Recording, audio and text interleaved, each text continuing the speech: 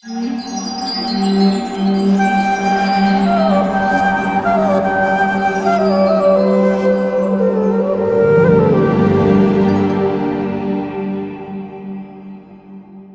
one day, Kirtanananda, Keith, started wearing a dhoti.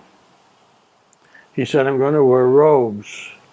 And the Swami told me to get 7 yards of yellow cloth. I said, 7 yards? What are you going to do with 7 yards? He said, I don't know.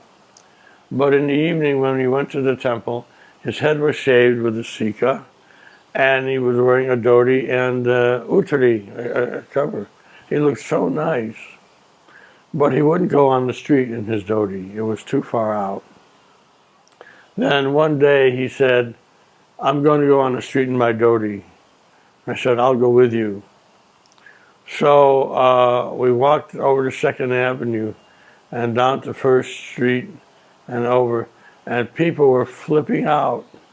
You know, they were whistling at Keith and saying, what is that? And, hey, what are you? And all this thing, And all the way around the block. It seemed like it took years to get around the block. And we came back to the temple. And that night I went upstairs to watch Prabhupada in his evening routine. He came out of the shower, and then he wrapped a cloth around himself, but like a lungi, not a dhoti, and put his tilak on. I saw him rub the ball in his hands and put the tilak on.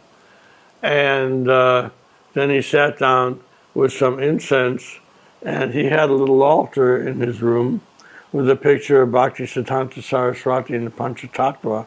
I had no idea who they were. And he was offering the incense like this and ringing a bell. And other people would see him do it. We would say, the Swami is saying bells, for doing the arti. And then he went downstairs. And one day, we decided to decorate the temple. Well, I think I should get to the initiation first, because by this time we were initiated. So I'll get to that. All right.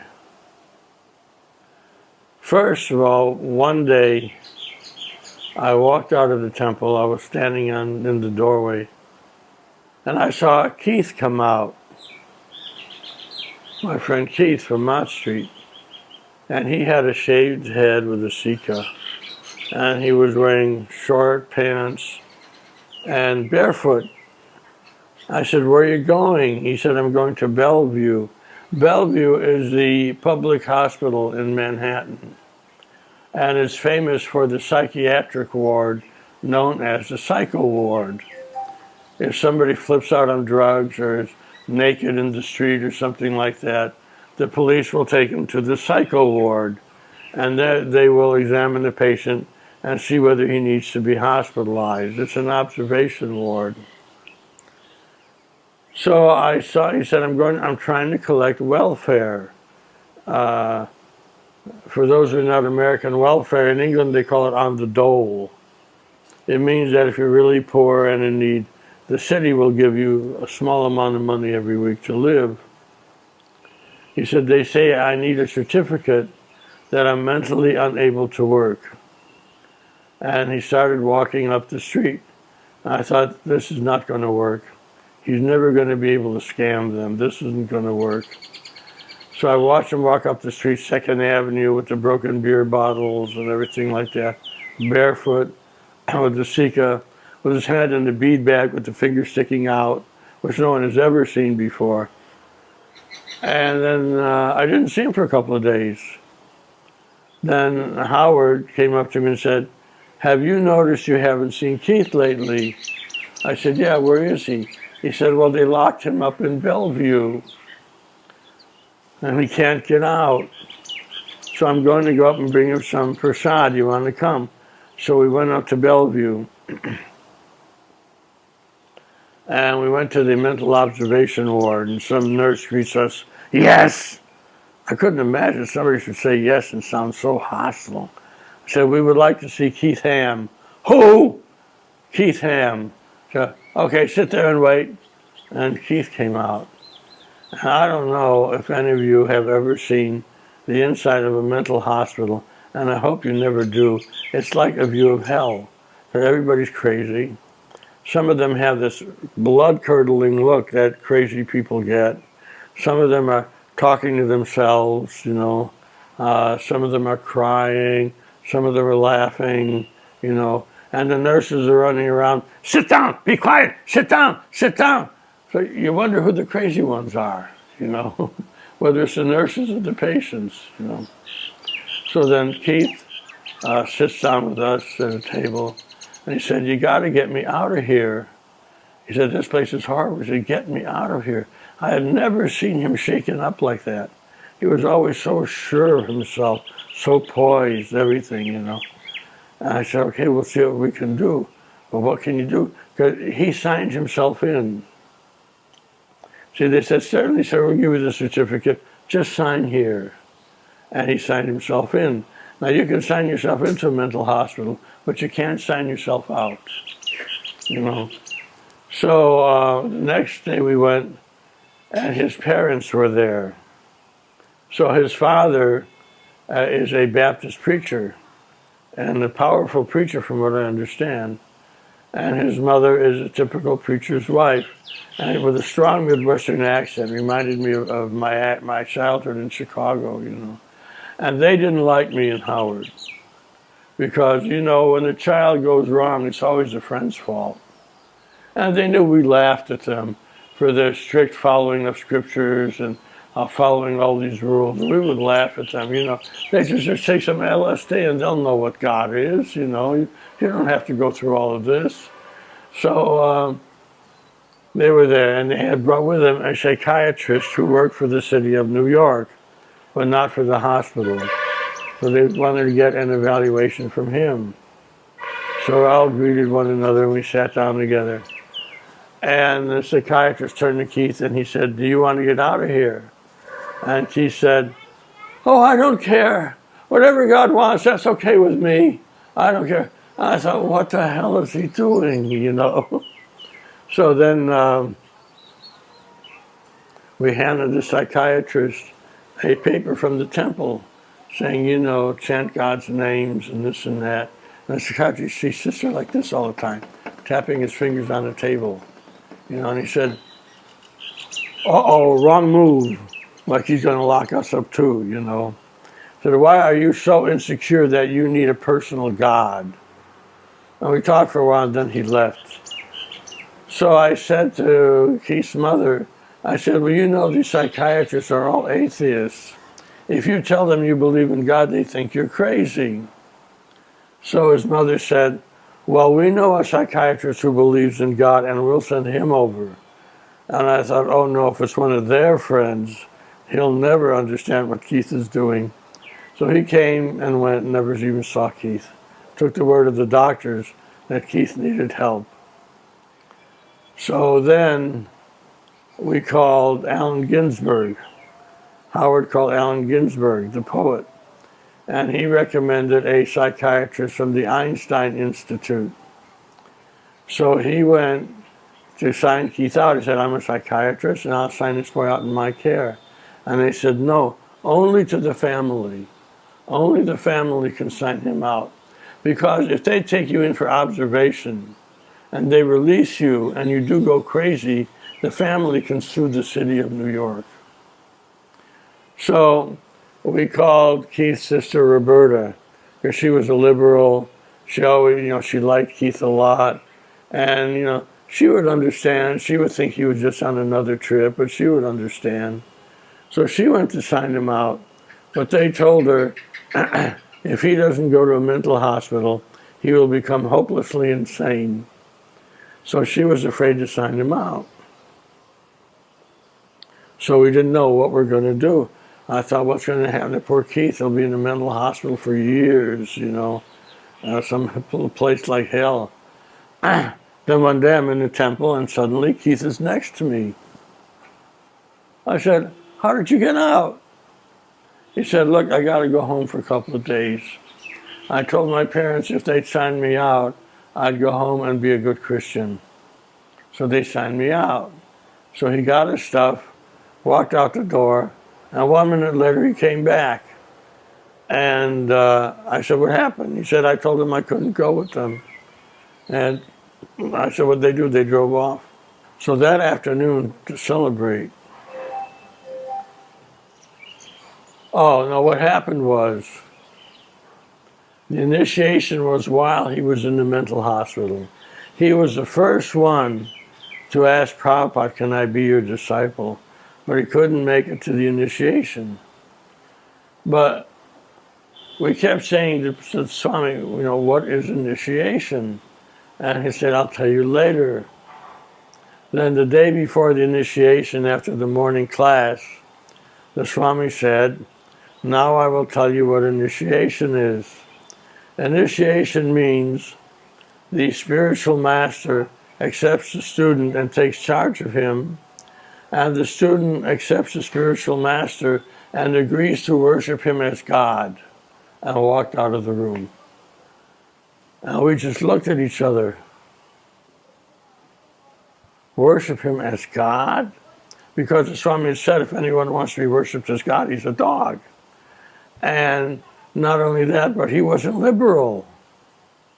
You could talk about the Buddhists or whatever, and Prabhupada didn't like any of them.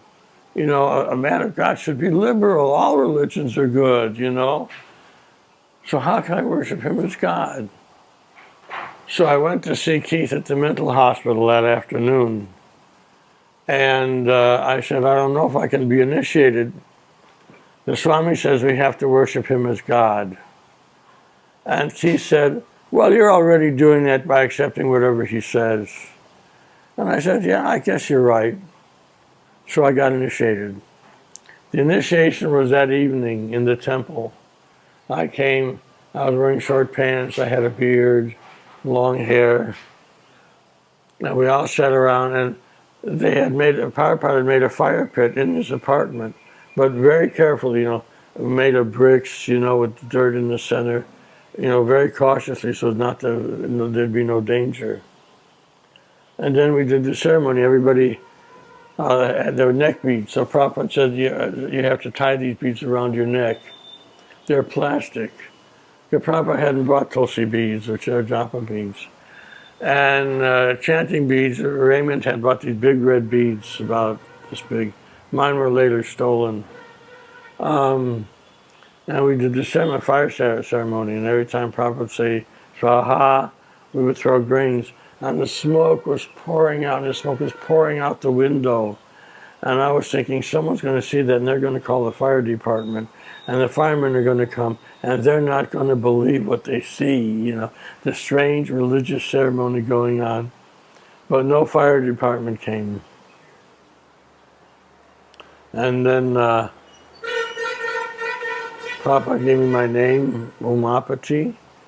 I thought he said it's the husband of the goddess of fortune, but it's not. Umapati's Lord Shiva.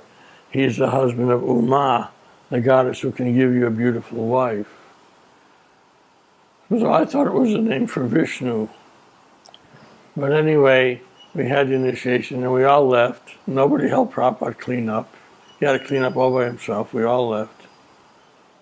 And I walked out on 2nd Avenue that night, and I ran into a friend, a guy named Louis Abulafia, a local hippie who had an office on one of the side streets. Louis Abulafia for governor. He wanted to run for governor, And he said, you got something on your forehead. And it was a dot of ash. So I said, I'm coming from the temple. And he said, oh, that's right, it's Friday night. He thought I was talking about the synagogue, because I'm Jewish and I think he was too. I said, no, the Christian temple. And I was so emotional, my voice got stuck. And finally I said, I've just been initiated. And then I walked over to 1st Avenue, and I walked up the street and saying, I'm not Wally, I'm Umapati. I'm not Wally, I'm Umapati. I'm not Wally, I'm Umapati. And I walked all the way to the place where I was staying, up the stairs. I'm not Wally, I'm Umapati. And that night, to celebrate Keith, Then a day or so later, I saw Keith standing in the temple. He'd gotten out. So to celebrate that night, I shaved off my beard. And the next day, everybody was looking at me, and Papa said, "Oh, Wally looks very nice today." and, and then that afternoon, I went to the local barber college and got a haircut, you know. So I got hair. Did you ever see the old pictures of Bob Dylan with his hair like this, you know? That's what my hair looked like. When I got back to Mott Street, Hare said, "Well, you look 10 years younger." And then we had another initiation, and Keith got initiated, Kirtanananda. And we all clapped because we understood what the name meant. I think now it's amazing what we had learned in such a short time. That Prabhupada was such a powerful teacher, you know. And Hayagriva had bought a set of the old Bhagavatams that Prabhupada had brought from India. So one day at Mott Street, he and I were looking at the dust cover, the spiritual sky. You know, there's Goloka, big Goloka, and shaped like a lotus, and all these little bubbles, you know, these circles, all the planets in the spiritual world, you know, Vaikuntha. But Goloka didn't look so interesting because the people were all doing ordinary things. Krishna was sitting talking with people. There was Lord Chaitanya's Sankirtan party. It didn't look mystical, but there was one bubble that we liked because it looked so mystical.